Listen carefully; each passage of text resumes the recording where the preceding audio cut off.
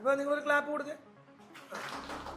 അപ്പം ഇതിൻ്റെ പ്രത്യേകത എന്ന് വെച്ചിട്ടുണ്ടെങ്കിൽ നമ്മുടെ ഏറ്റവും മെയിൻ കണ്ടന്റ് എന്തായിരിക്കണം, നമ്മളില്ലേ നമ്മൾ ലേണിംഗ് പ്രോസസ്സായി. ഇപ്പം നമ്മളെ സംബന്ധിച്ചിടത്തോളം എനിക്കറിയാൻ പാടാത്ത സാധനം ഞാൻ എല്ലാവരോടും ഞാൻ അറിയില്ലെന്ന് തന്നെ പറയും. അപ്പോൾ അതിൻ്റെ പ്രത്യേകത എന്താ പറയുക, അറിയാവുന്നത് നമ്മൾ പഠിപ്പിച്ചു തരും. ഓൺലൈനിൽ ഞാൻ 90% കാണുന്ന ഒരു സാധനം എന്നാ പറയുക, നമുക്കെല്ലാം അറിയാം. പബ്ലിക്കിനോട് പറയും എനിക്കെല്ലാം അറിയാം, എന്നിട്ട് ഞാൻ കിടന്ന് ഇഷ്ടമായെന്നാ പറയും. അതിനേക്കാളും നല്ലത് എനിക്കറിയില്ലെന്ന് പറഞ്ഞു കഴിഞ്ഞാൽ ഇപ്പം ഞാൻ ആദ്യം തന്നെ നമ്മളോട് പറഞ്ഞാണ്, ഞാൻ ഏണിങ്ങിൻ്റെ അകത്ത് ഈ പറഞ്ഞ സെഗ്മെൻറ്റുകൾ, പക്ഷേ എനിക്കറിയാവുന്ന രീതിയിൽ ഞാൻ എപ്പോഴും അയൺ ചെയ്യും. ഓക്കെ, ദെൻ ഇപ്പോൾ നേരത്തെ ഞാൻ തന്ന പ്രസൻറ്റേഷനും ഇത് കിട്ടുന്ന ഒരാളും മറ്റേ കാണുന്ന ആളും തമ്മിലുള്ള വ്യത്യാസം എന്താ? അതാണ് ഞാൻ നേരത്തെ പറഞ്ഞ ലാസ്റ്റത്തുള്ള പ്രസൻറ്റേഷൻ ഓഫ് ദ ഫാബ്രിക്. ഇപ്പം ഇത് കിട്ടുമ്പോഴത്തേക്കും ഓക്കെ, നാട്ടിലുള്ളത് തന്നെയാണല്ലോ, അപ്പോൾ എല്ലാം സ്ഥിരം കാണുമ്പോൾ ഇതെന്താണ് ഇവനെ മടക്കാൻ അറിയില്ല എന്ന് ചിന്തിച്ചു.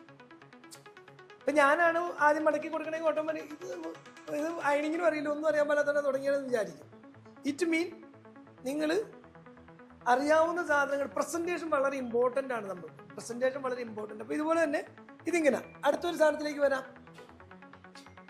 ഇപ്പം അയണിങ്ങിൻ്റെ ഒരു സ്റ്റൈൽ മനസ്സിലായല്ലോ. ഇപ്പം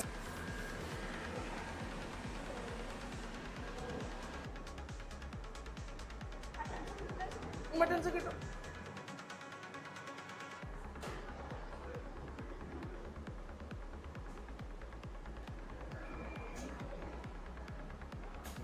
ഈ സെമി റെഡിമെയ്ഡ് സെറ്റിങ്സ് ഉണ്ടാവല്ലോ, ഈ ലെഹങ്ക പോലത്തെ ടൈപ്പ് മിഡ് റേഞ്ചിൽ വരും. അപ്പൊ അങ്ങനത്തെ സാധനങ്ങളൊക്കെ നമ്മൾ ഈ റേണിങ്ങിൽ നമുക്ക് ചെയ്യലുണ്ട്, അല്ലെങ്കിൽ മറ്റേ